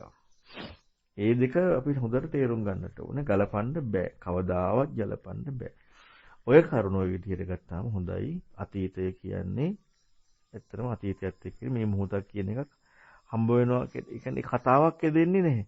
එහෙනම් අපි ඉන්නේ ඇයි? ඔන්න ප්‍රශ්න තව එන්න ඕන අහපව. දැන් ඉන්නේ අපි එහෙනම්. දැන් අපි අපේ කාරණාවෙක් අපි වැටහීමකට යමු වෙනවා. ඔව් අතීතයේ කියන කරුණක් එක්ක ඇවිදිලා. මේ මොහොතක් දැන් කියන කාරණාවක් ගන්න එකක් දෙන්නේ නැහැ. ඉතින් යෙදෙන්නේ නැත්තම් ඉන්න බෑනේ අපට. අපි ඉන්නවනේ. ඔන්න ඔය පෙරලා ඔය ප්‍රශ්නේ එන්නට ඕනේ අපට. ඔන්න ඔය විදිහ තමයි අපි හිතන්නට ඕනේ. පෙරලා එන්නට ඕනේ. දැන් අපි මතු කරන්න කලින් අපට පෙරලා එන්නට ඕනේ. එහෙම එනකොට මේ අසරණකමයි හිතීමයි දෙකම එකට එන්නේ. දැන් මම කියප එක තේරුණාද දන්නේ. ඒ කියන්නේ දැන් අතීතයේ කියන කාරණාවක් එක්කනම් ජීවිතේ තියෙන්නේ. දැන් කියන කාරණාවක් අපට කතා කරන්න බැයි නම් එතකොට මේ එහෙනම් අතීතයක් නේ මේ ඔක්කොම තියෙන්නේ. ඒතකොට අපි දැන් ඉන්නේ මොකද දැන් ඉන්නවා කියන්නේ. දැන් මෙන්න මේ දෙක එක්ක බලනකොට අපට තව අර හිතීම පුළුල් වෙනවා. ඒ කියන්නේ හිතින් පුළුල් වෙන හිතන්න ඕන කරුණු වැඩි වෙනවා. නිෂ්ඨාවකට යන්න බැරි වෙනවා. අසරණකම ප්‍රකට වෙනවා.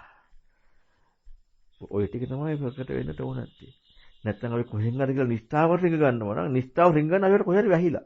අපි හිතලා තේරුම් ගත්ත කාරණාවක් මොකක් හරි එකක් කොතන හරි පැත්තෙන් වැහිච්ච නිසා අපි නිෂ්ඨාවකට කියන්නේ අපට මේක තමයි මේ කියන්නේ කියලා ගිහිල්ලා.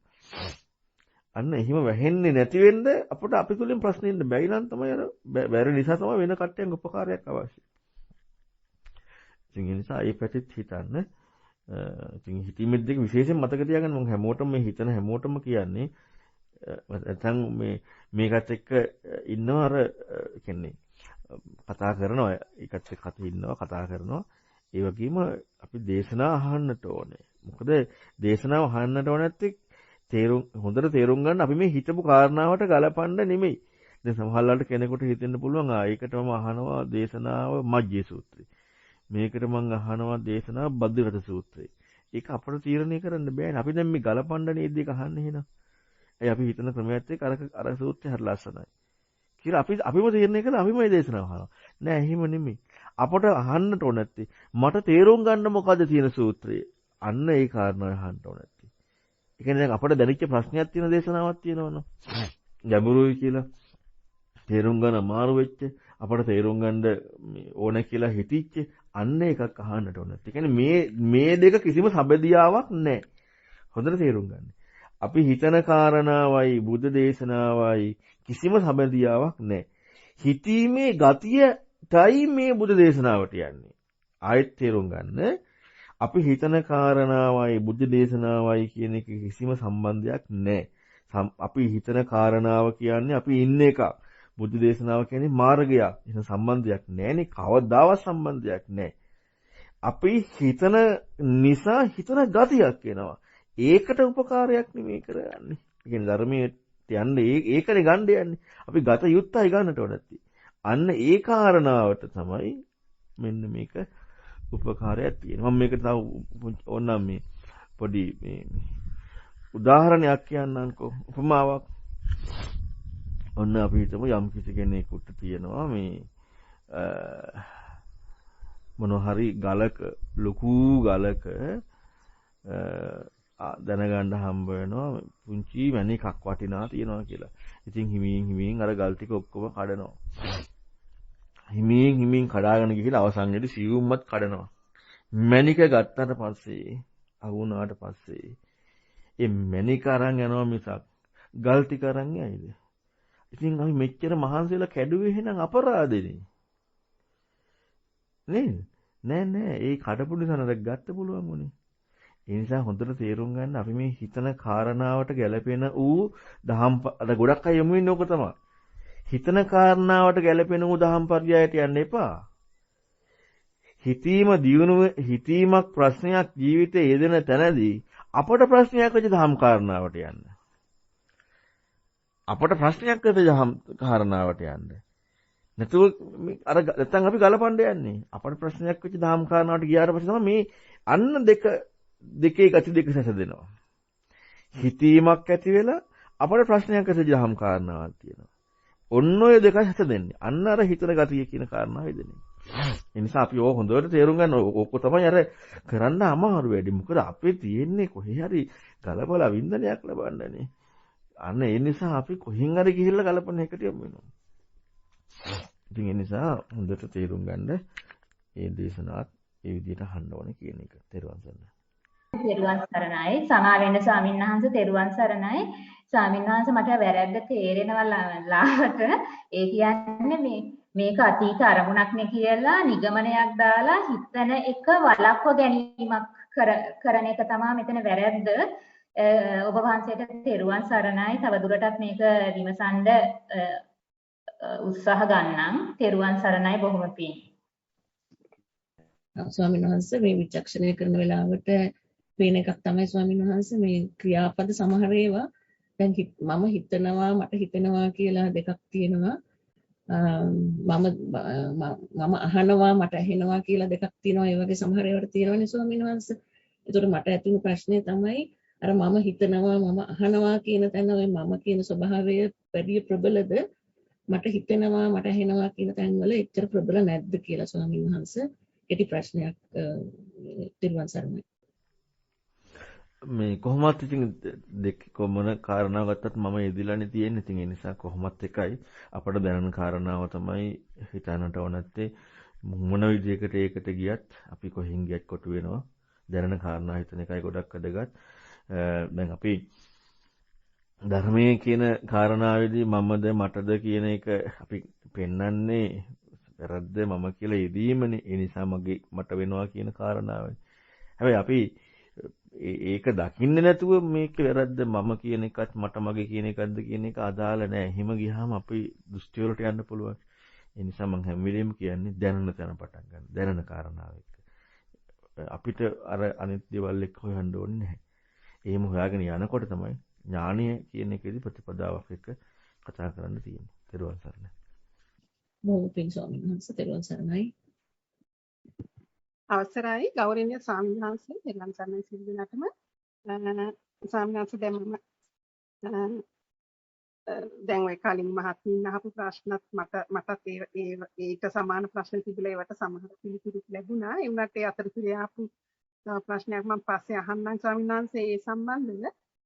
නමුත් මම දැන් අද මම අහන්න හිතියේ ස්වාමීන් වහන්සේ දැන් ඔය මේ අපි දැන් ඔන්න මම ඔය ඇත්තම සංස් දැන් ගොඩක් දේවල් දැන් අපි එක එක වෙලාවට හිතන කටයුතු කරනවානේ හිතීමේ දෙනවානේ. ඒතකොට ඉතින් එක ඒ ප්‍රශ්න තියෙනවා. ඉතින් සාමාන්‍යයෙන් ඔය කොහොමත් අහන්න විදිහකුත් නැහැනේ. ඉතින් මේ වගේ වෙලාවක ඉතින් ඒ හින්දා මේ මම ඉතින් ප්‍රධානම එකක් මේ අහන්න හිතුනේ. සාමාන්‍යයෙන් දැන් ඔන්න ඉඳගෙන ඉන්නකොට දැන් ඔන්න මට එක අවස්ථාවක ඔන්න කිසිම දෙයක් ඒ කියන්නේ විශේෂයෙන් මේ සැපගතියක්වත් විශේෂයෙන් දුකක්වත් නැහැ. ඔහේ නිකන් ඉඳගෙන ඉන්න වෙලාවක එහෙම එකක් නිකන් එකපාරට ඒක තේරුණා. එතකොට මේ ඉතින් මට හිතුණා දැන් මේක වෙන්න ඇති. දැන් ඔය දුක්ඛම සුඛ කියන්නේ දැන් මොකක්වත් තේරුන්නේ නැති ගතිය, මොකක්වත් දුක සැප නැති එකක් නේ කියලා ඉතින් එහෙම තමයි හිතුනේ ඉස්සෙල්ලම. එතකොට සාමනස දැන් මේ එහෙම එතකොට මට හිතුණා හැබැයි දැන් ඒ කියන තැන දැන් අපි දැන් ඒ වෙලාවේ මට දුක සැප මොකක්වත් නැහැ. මම මේ කියන්නේ පටන් ගන්න තැන එතකොට දැන් හැබැයි ඒ ඉන්න ගතිය හරිම මේ හරි ස්ටේබල් වගේ. ඒ කියන්නේ දැන් ඒ වෙලාවේ මට නිකන් හිතුණා දැන් සැපක අපි ඉන්නවා නම් නිකන් නිකන් තියනවනේ දැන් මේක නැති වෙයිද. දැන් කොහමරි සැප ගැන ගොඩාක් මේවා වෙච්ච ඒක නිකන් තියෙයිද තව කොච්චරලා තියෙයිද අර ඒ වගේ එකක්. දැන් මේ වචන වලින් කිව්වට එහෙම නෙවෙයි. නමුත් අර ඒක එහෙම ගතියක් තියෙනවානේ. දැන් දුකක් වුණත් දැන් මේ දැනෙනවා වැඩි වගේනේ.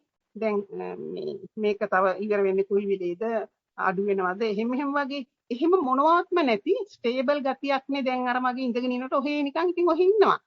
හැබැයි එතන හරි ස්ටේබල් නිකන් බය නැති ගතියක් වගේ. කියන්නේ හොඳ ෂෝක් එකකට ඉන්න වගේ ගතියක් දැනෙනවා.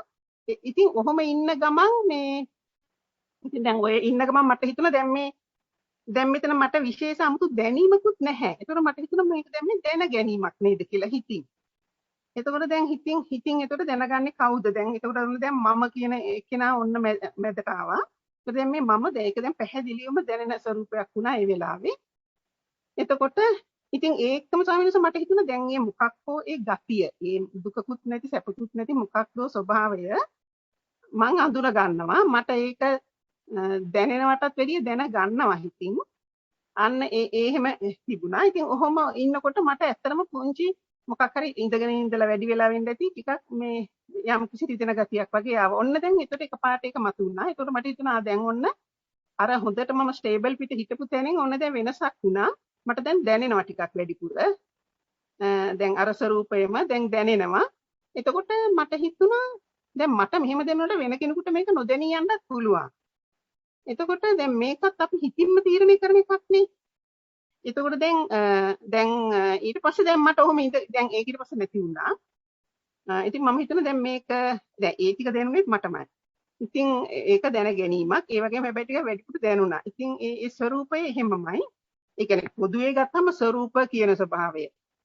දුක දැන් විදිරකට ස්වභාව වෙනස්. නමුත් අදුක්කම මම අදුක්කම සුඛ කියන්නේ අර මොකක්වත් දැනෙන්නේ නැති තැන. ඒකට සාමාන්‍යයෙන් දැන් මට හිතුණා දැන් ඔහොම ටිකක් වෙලා ඉඳගෙන ඉන්නකොට දැන් මට පහසු ගතියකුත් දැනෙනවා. දැන් දුකකුත් නෙවෙයි අර මධ්‍යස්ථ ගතියකුත් නෙවෙයි දැන් ටිකක් පහසුයි. එතකොට මට හිතුණා දැන් මේ එකම දේනේ එහාට මෙහාට උනේ. ඒකට දැන් හැබැයි මට පහසු වුණාට වෙන කෙනෙකුට මේක මෙහෙම නැති වෙන්නත් පුළුවන්. ඒකට මේකේ රේන්ජ් එකක් තියෙනවානේ දැන් එක කොනක ඉඳලා අනිත් කොනට මේක එහා මෙහා යනවා. දැන් අපි නම් දාගෙන තියෙනවා මේක සැප මේක දුක මේක මධ්‍යස්ථ කියලා. ඒක දැන් ඒ කොමත් හිතින් තීරණය කරන ඒවා නේද කියලා මට හිතුණා. දැන් ඔය ඔක්කොම කරන්නේ මම නේද කියලා. ඉතින් මට හිතෙන සමස දැන් ඔය විඳිනවා කියන එක දැන් උතන ගත්තාම අන්තිමට දැන් ඔය විඳිනවා කියන එකක් ගැන කතා කරන්නේ.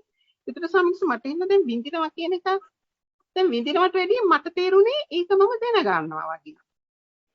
අර රිදෙනකොට නම් ටිකක් අරම මේව වුණා. ඉතින් ඒ වුණාට සමස දැන් මට ඒත් එකම මේ හිතිච්ච දේවල් මම කියන්නේ. ඒතර මට හිතුණා දැන් ඔය මට රිදෙනවා වගේ දැනෙච්ච එක වෙන කෙනෙකුට නොදැනීම තියෙන්න පුළුවන්. සමහර කෙනෙකුට වැඩිපුර රිදෙනවා වෙන්න පුළුවන්. දැන් සැපත් එහෙමයි. ඒතර මට හිතුණා අපිට හිතලත් පුළුවන් නේ දුකක් ඉවසගෙන ඒක අඩු කරගන්න එක්කෝ ගණන් නොගෙන ඉන්න. සැපකුත් පුළුවන් දුකකුත් පුළුවන් අපිට ටිකක් ඒක සැප විදියට හිතුවොත්.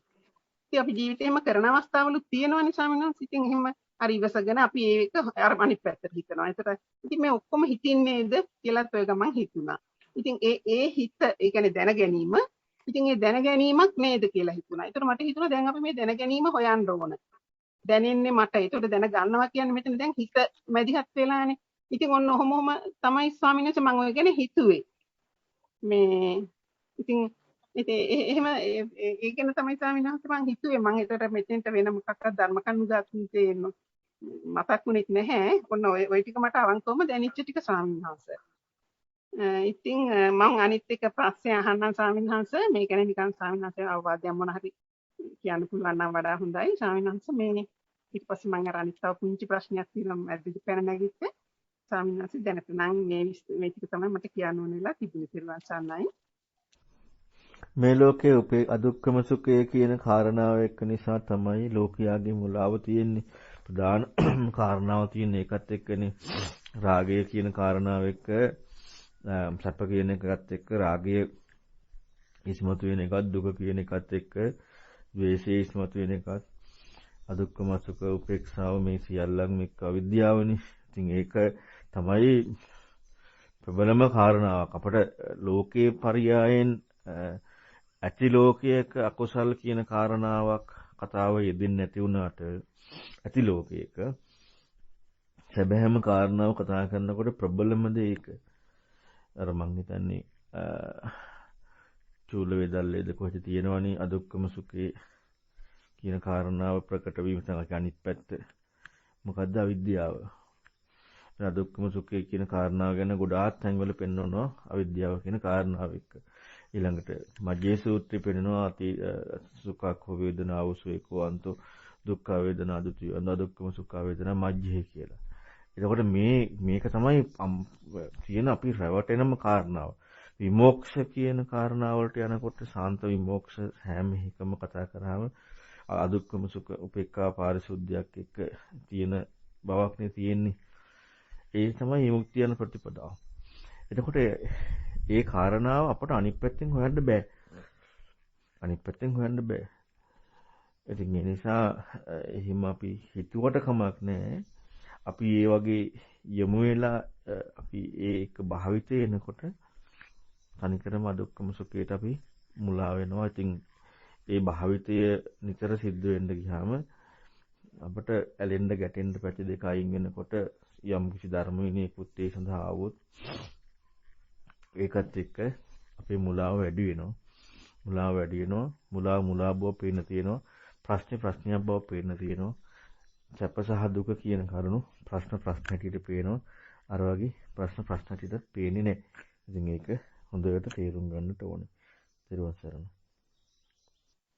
හොඳයි ස්වාමීන් වහන්සේ මට ඒ වෙලාවේ මේ මං කිව්වා මම ඒ ධර්ම කාරණා ගැන හිතුවේ නැහැ කියලා මම ඒ පස්සේ කියන්නම් කියලා හිතුවේ ස්වාමීන් වහන්සේට දැන් ඒ අර මොකක්වත්ම දැනෙන්නේ නැති අර ඔහේ නිකන් ඉන්නකොට එතන අර හොඳට පළපදියම් වෙලා වගේ ඉන්න ගතියක් දැනෙනවනේ. ඒතකොට ස්වාමීන් දැන් අපි දේශනාවල් අහලා තියෙනනේ උතන තමයි ඔය උපරිම දුක්ඛ කියලා උපේක්ෂා මේ තැන අවිද්‍යාව. ඒතකොට ස්වාමීන් දැන් මට හිතෙනවා දැන් මෙතන ඉතින් අකුසලයක් කොහොමද තියෙන්නේ කියලා. ඉතින් ඒක එහෙම නිකන් හිතලා කරන්න පුළුවන් එකක් නෙවෙයි. ඒක අවබෝධ කරගන්න ඕන එකක්. මට හැබැයි ඒ කාරණේ මතක් වුණා. අර දෙක නම් ඉතින් ඊට වඩා පැහැදිලිනේ. ස්වාමීන් වහන්සේ ඒක එහෙමයි. ඒතකොට ස්වාමීන් මම අර කිව්වේ තව මම අර මෙතනදී දැන් ඔය එක මහත්මින් කියපු ඒ අර සංස්කාර ගැන කිව්වා. තව කීපයක් කරුණු කිව්වා. එක මහත්මින් ඒ සියලුම ඒ කාරණාත් මට බලපු ඒ කියන්නේ උත්තර ලැබුණා. මට තිබුණා ඒ කාරණාවල් ප්‍රශ්න විසඳ අහන්න.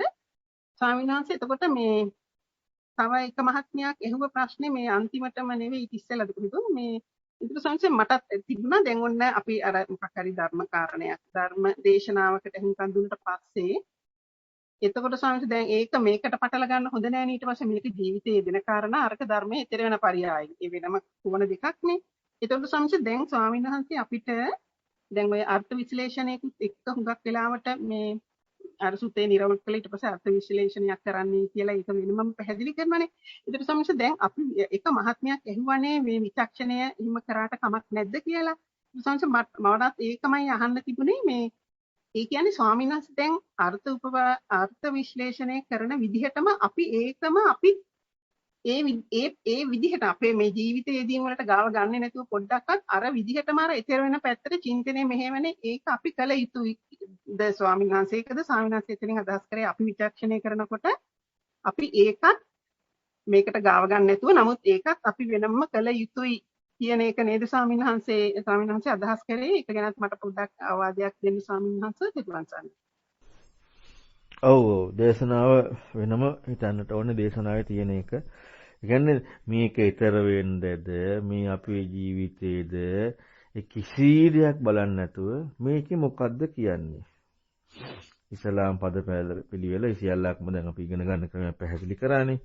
පද පිළිවෙල පරියාය නිදානය ගොඩාක් පැහැදිලි කරන එක ඉගෙනගෙන ඉවර වෙලා හරි දැන් මේකේ මොකද්ද මේ කියලා දෙන්නේ. ඒක හිතන්න ඕන. මේක ජීවිතය ගැනද නිවන් දකින්නව ගැනද අරවද මෙව්වද කිසි දෙයක් නෙමෙයි. වැදගත් වූ දෙයක් මේ කියන්නේ. හරි වැදගත් වූ දෙයක්. නිවැරදි වැදගත් වූ දෙයක්. එහෙනම් මේ මොකද්ද? ඔන්න ඔය විදිහට බලන්න ඕනේ. එහෙම හිතන්නට ඕනේ. ඒතකොට එහෙම හිතන්න බෑ අර හිතීමේ ගතිය නැත්තම්. පඤ්ඤාවන්තස්සයන් ධම්මනායන් ධම්ම දුප්පඤ්ඤස්සනේ. නැත්නම් අර වැරදි දේ ගන්නෙ. දැන් ඒක තමයි මේ පැත්තත් හුරු කරවන්නේ. එතකොට ඒ හිතීමේ ගතිය එක අර දහම්පරියායට ඒ විදිහට හිතන්නට යන්නට ඕනේ. නැත්තම් හිතන්න බෑ. තෙරුවන් සරණයි.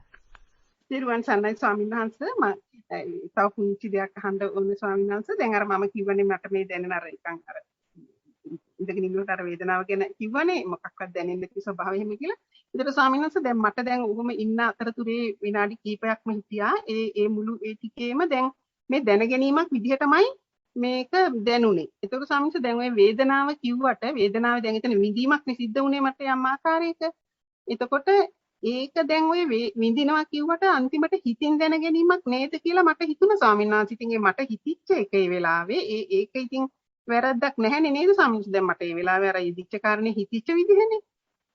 එහෙම තමයි මට හොඳටම හිතුනේ මේ මොකද්ද දැන් වේදනාව කියන්නේ මේ මට දැනෙන එකක් නේ කියලා වගේ තමයි මට හිතුනේ ස්වාමීන් වහන්සේ. එහෙම ඉතින් එහෙම නිගමනයකට ආවේ නැහැ. නමුතර ඒ වෙලාවේ ඒක එහෙම හිතුණා. ඒකේ ඉතින් ඒකේ එල්ලිලා ඉන්නේ නැහැ. නමුත් එහෙම හිතෙන එකේ වැරද්දකුත් නැහැ නේද ස්වාමීන් වහන්සේ?